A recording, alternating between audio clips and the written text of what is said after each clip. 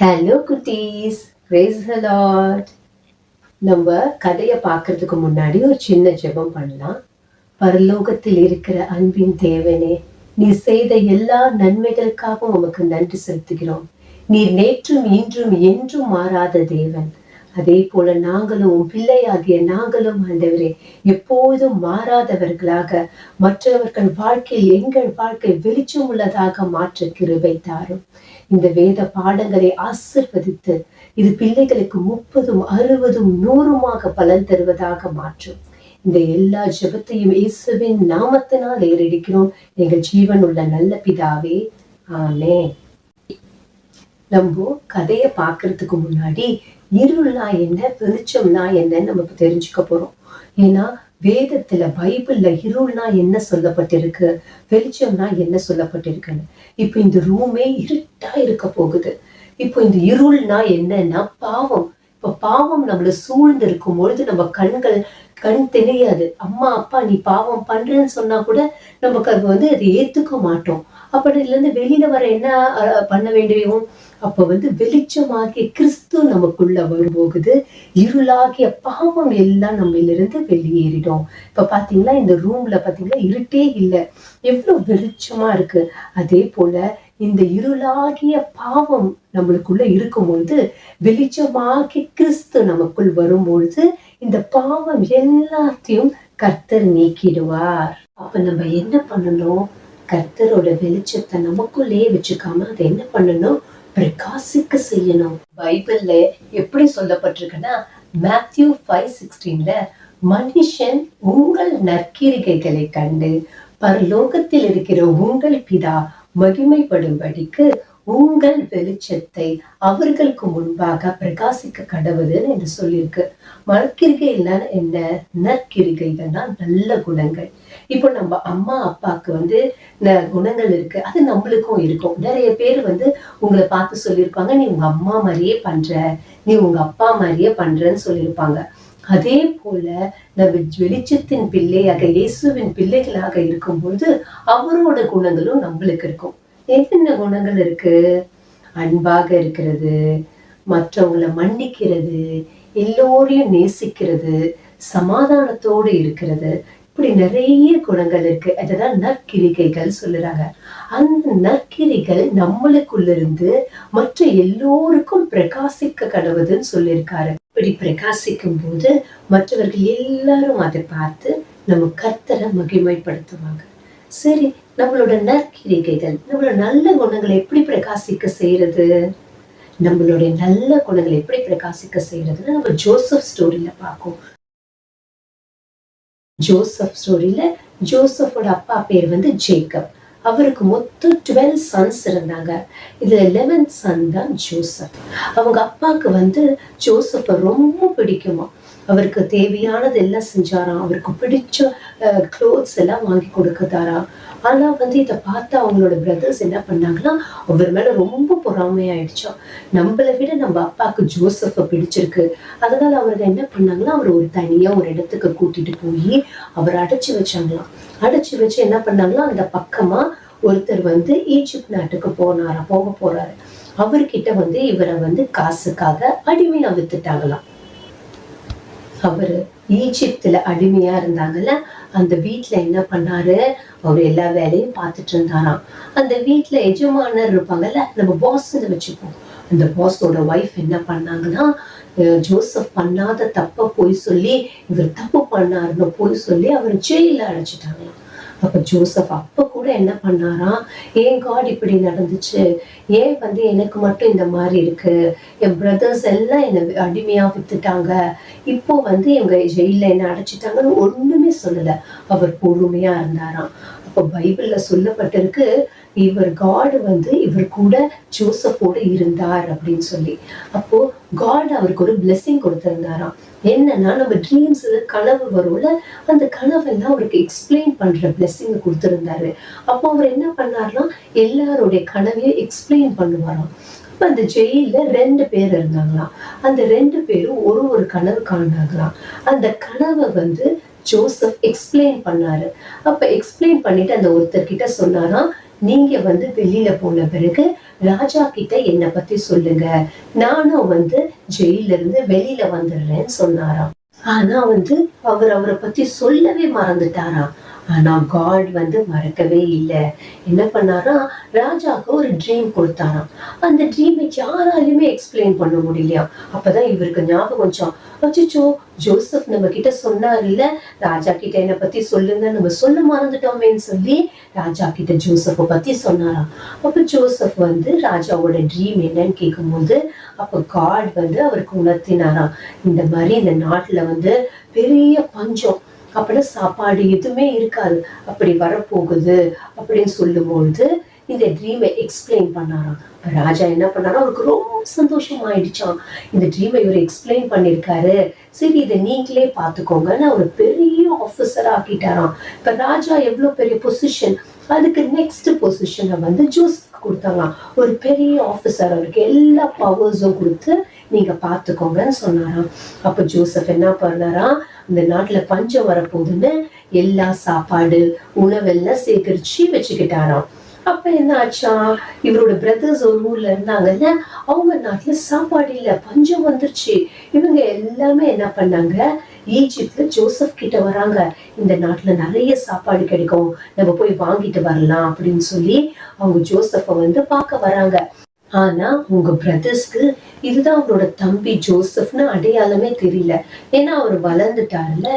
அப்ப என்ன பண்ணாரு ஜோசப், அவங்க அண்ணங்களை பார்த்துட்டு, நான் யார் தெரியுதா, நான் தான் ஜோசப், உங்களோட தம்பி, எனக்கு தெரியலையா, என்னை நீங்க வந்து இந்த ஈஜிப்துக்காரங்க கிட்ட வித்தீங்கல்ல, அடிமையா வித்தீங்கல்ல, அது நான் தான் சொன்ன உடனே அவங்க பிரதர்ஸ் எல்லாம் கேட்டுட்டு ரொம்ப பயந்துட்டாங்களாம்.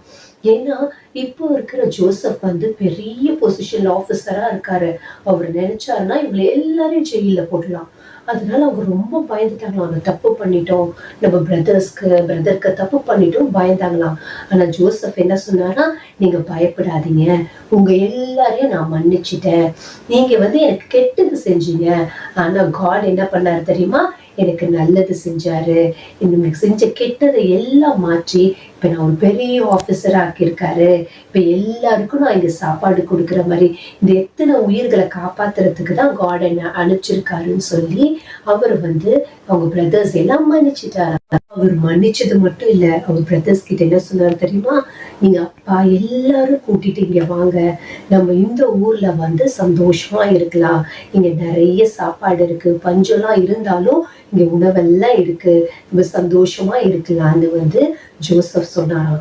அப்ப அவன் பிரதர்ஸ் எல்லாம் பார்த்துட்டு என்ன பண்ணாங்கன்னா, இவன் இவ்வளவு நம்ம தீமை செஞ்சோம், இவ்வளவு கெட்டது செஞ்சோம், ஆனாலும் பாரு இவர் வந்து நம்மளை மன்னிச்சு ஜோசப் நம்மளை வந்து பிரதரா ஏத்துக்கிட்டாரு, இவருடைய குணத்தை பார்த்து அவங்க என்ன பண்ணாங்களாம், நம்ம காடை வந்து பிரேஸ் பண்ணிருப்பாங்க. அதே போல நம்மளும் என்ன பண்ணணும், நம்ம வந்து நம்ம குணத்தை வந்து நம்ம மற்றவங்களுக்கு பிரகாசிக்க செய்யணும். என்ன பண்ணணும், மற்றவங்களுக்கு ஹெல்ப் பண்ணணும், ஃபர்கிவ் பண்ணணும். இல்ல எல்லாருக்கும் ஹெல்ப் பண்ணும்போது என்ன பண்ணுவாங்க, நம்மள வந்து நம்ம மூலியமா காடை வந்து பிரேஸ் பண்ணுவாங்களாம். நீங்க வந்து உங்க பிரதர்ஸ் சிஸ்டர்ஸ் தப்பு பண்ணிட்டா அவங்கள என்ன பண்ணணும், மன்னிக்கணும். அப்படி மன்னிக்கும் போது நம்மளும் என்ன பண்ணணும், நம்ம எல்லாருக்கும் ஹெல்ப் பண்ணணும், ஃபர்கிவ் பண்ணணும். ஜோசப் எப்படி பாத்தீங்களா, ஒரு தடவை 2 தடவை இல்லை, எத்தனை தடவை ஃபர்கிவ் பண்ணாரு. ஃபர்ஸ்ட் அவர் 11 பிரதர்ஸ்க்கு ஃபர்கிவ் பண்ணாரு, மன்னிச்சிட்டாரு. அப்புறம் வந்து அந்த பாஸ் வீட்டுல வேலை செஞ்சார்ல அந்த லேடி, அது தப்பா வந்து இவர் மேல பழி போட்டு பொய் சொல்லி அவங்க ஜெயில போட்டாங்களா, அவங்களையும் ஃபர்கிவ் பண்ணாரு. அதுக்கப்புறமா அந்த ட்ரீம் எக்ஸ்பிளைன் பண்ணார்ல, அவர்கிட்ட என்ன சொன்னாரு, நீங்க உடனே போய் ராஜா கிட்ட என்னை பத்தி சொல்லுங்கன்னு சொன்னாரு. ஆனா அவர் லேட்டா சொன்னாரு. ஆனா கூட என்ன பண்ணாரு, அவர் கோபமே படல, நம்ம ஹெல்ப் பண்ணணும், ஆனா இவரு சீக்கிரமா நம்மளுக்கு ஹெல்ப் பண்ணலையே, நம்ம எத்தனை தடவை யோசிச்சிருப்போம். ஆனா அவர் அதை பத்தி ஒண்ணுமே சொல்லல. எல்லாரையுமே அவர் என்ன பண்ணாரு, ஃபர்கிவ் பண்ணாரு, எவ்வளவு பொறுமையா இருந்தாரு. அப்ப நம்ம ஃபர்கிவ் பண்ணும்போது என்ன பண்ணணும்னா, நம்ம வந்து ஒரு தடவை பண்ணலாமா, 2 தடவை பண்ணலாமா, எத்தனை தடவை தப்பு வந்து நம்ம பிரதர்ஸோ இல்ல சிஸ்டர்ஸோ யாரு பண்ணாலும் நம்ம என்ன பண்ணணும், அத்தனை தடவையும் நம்ம ஃபர்கிவ் பண்ணணும். அப்போ வந்து அவங்களை எப்படி மாத்த முடியும், நம்ம அன்பால வந்து மற்றவங்களை மாற்ற முடியும். நம்ம அன்பால தானே வந்து ஜோசப் எல்லாரையும் மாத்தினாரு, எவ்வளவு நேசிச்சாரு. ஃபர்ஸ்ட் எப்படி அன்பு வச்சிருந்தாரோ அதே மாதிரி அப்படியே அன்பு வச்சிருக்காரு. அதே போல நாம என்ன பண்ணணும், நம்ம பிரதர்ஸோ சிஸ்டர்ஸோ ஏதாச்சும் தப்பு பண்ணா நம்ம என்ன பண்ணணும், இந்த சும்மா தப்பு பண்றா நான் மன்னிச்சுட்டே இருக்கேன்னு சொல்லிட்டு நீங்க சோர்ந்து போயிடக்கூடாது. பைபிள்ல ரோமன்ஸ் சாப்டர் 2:7 என்ன தெரியுமா சொல்றாங்க, நீங்க நல்ல செயல் நற்கிரிகள் செய்யும் பொழுது நம்ம காடோட பிள்ளைங்க சோர்ந்து போக கூடாதாம். நம்ம சோர்ந்து போகாம நம்ம நற்கிரிகள் நம்ம நல்ல செயல்களை செய்யும் போது காட் கண்டிப்பா அதற்கு பலன் தருவார். போல நீங்க எப்படி இருக்கணும், ரொம்ப பொறுமையா இருக்கணும். உங்க அம்மா அப்பா ஏதாச்சும் நீங்க உங்ககிட்ட பொருள் கேட்கும் போது அவங்க வாங்கி தரலன்னா நீங்க அடம் பண்ணக்கூடாது. நீங்க என்ன சொல்லலாம், சரி அம்மா நான் பொறுமையா இருக்கேன், உங்களால எப்போ முடியுமோ நீங்க வாங்கிட்டாங்க நீங்க சொல்லி பாருங்களேன். அப்ப அம்மா என்ன சொல்லுவாங்க, பாரு என் மக இல்லைன்னா என் பையன் மாறிட்டான், எப்படி இருந்தா இவன் இவ்வளவு பொறுமையா இருக்கிறானேன்னு சொல்லி என்ன பண்ணுவாங்கன்னா நம்ம காடை தேங்க் பண்ணுவாங்க, பிரேஸ் பண்ணுவாங்களாம். சொல்லுவாங்களா, தேங்க்யூ ஜீசஸ், என் பையனை இவ்வளோ மாற்றிருக்கீங்க, அதுக்காக தேங்க்ஸ்ன்னு சொல்லி உங்க நல்ல குணத்தால யார பிரேஸ் பண்ணுவாங்க, யார மகிமைப்படுத்துவாங்க, நம்ம காடை பிரேஸ் பண்ணுவாங்க. நம்ம அப்படியான வாழ்க்கையை தான் நம்ம வாழணும். அதே போல உங்களுக்கு ஏதாச்சும் ஒரு டேலண்ட் இருந்துச்சுன்னா, நல்ல சிங்கிங்கோ இல்லை நல்ல மியூசிக் பிளே பண்றதோ, எந்த டேலண்ட் இருந்தாலும் நீங்க காடுக்காக அதை செய்யும் போது மற்றவங்க பார்க்கும்போது என்ன பண்ணுவாங்கன்னா உங்க வெளிச்சம் உங்க நல்ல செயல் பிரகாசிக்கிறது இல்ல, எல்லாரும் பாக்குறாங்க. அப்ப என்ன செய்வாங்கன்னா, எவ்வளோ இந்த காட் இந்த பொண்ணுக்கு பிளஸ் பண்ணியிருக்காரு, எவ்வளோ நல்ல வாய்ஸ் பாரு அப்படின்னு சொல்லி யார பிரேஸ் பண்ணுவாங்க, நம்ம காடை பிரேஸ் பண்ணுவாங்க. ஸோ நம்ம நல்ல செயல்கள், எல்லா நல்ல செயல்களையும் நம்ம என்ன பண்ணணும், பிரகாசிக்க செய்யணும். எல்லாரும் பார்க்கும்படியாக பிரகாசிக்க செய்யும் பொழுது அதுல நம்ம காடை மகிமைப்படுத்துவாங்க, எல்லோரும் பார்த்து மகிமைப்படுத்துவாங்க. ஸோ குட்டீஸ், நீங்களும் அப்படிப்பட்ட நல்ல செயல்களை செய்து கர்த்தர் மகிமைப்படுத்தக்கூடிய வாழ்க்கைய நாம வாழணும்.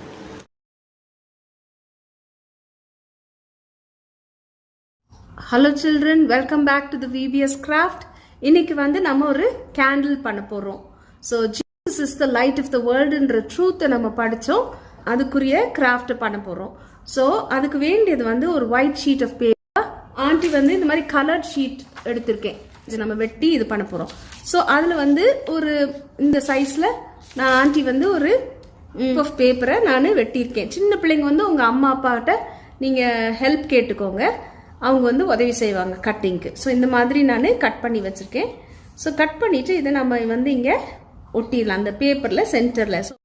ஸோ இது நம்ம இப்படி ஒட்டியிருக்கோம். ஆண்டி இந்த கூகுளி ஐஸ் வச்சுருக்கேன், நீங்கள் இதை வாங்கிக்கலாம், ஃபேன்சி ஷாப்பில் நீங்கள் கேட்டு வாங்கிக்கலாம்.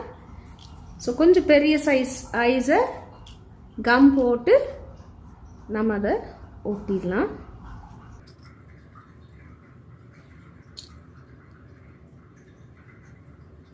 ஸ்கெட்ச் பென் அப்படி ஏதாவது இருந்துச்சுன்னா ஐப்ரோஸ் இப்படி வரைஞ்சிக்கோங்க, சின்ன லைன்ஸ் இப்படி கண்ணுக்கு மேலே இப்படி போட்டுக்கோங்க. அப்புறம் வாயும் நம்ம வரைஞ்சிக்கலாம்.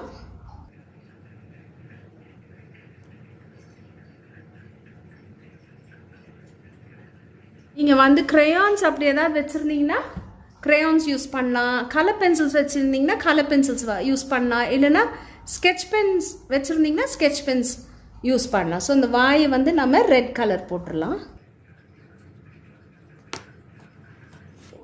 இந்த இது பிளாக் கலர் போட்டுடலாம். இந்த டங்கை ரெட்டாக போட்டுட்டு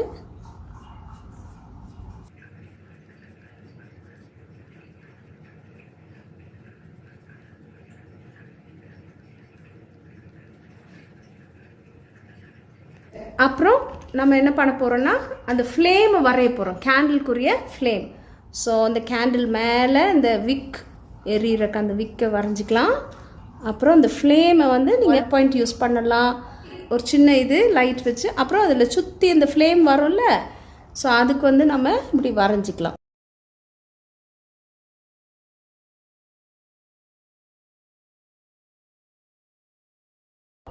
ஸோ இதில் இந்த உள்ளே இருக்க ஃப்ளேம் நம்ம எல்லோ கலர் போட்டுக்கலாம். சரியா? கேண்டில் என்ன பண்ணுவோம், கேண்டில் நம்ம கொளுத்தின உடனே லைட் வந்துடும், இருட்டெல்லாம் ஓடி போயிடும். So Jesus is the light of the world. நம்ம கூட வெளிச்சமாக இருக்கணும்னு ஆண்டவர் விரும்புகிறாரு. அவருடைய பிள்ளைங்களாக இருக்கும்போது அப்புறம் இந்த சுற்றியில் இருக்கிறது வந்து நம்ம ஆரஞ்சு போடலாம். பிரைட்டாக அது அந்த கலர்ஸ்க்காக நீங்கள் ஆரஞ்சு கலர் போட்டு கலர் பண்ணிக்கோங்க. ஸோ இப்போ நம்ம வந்து இந்த இது எல்லோ வச்சு கலர் பண்ணிடலாம்.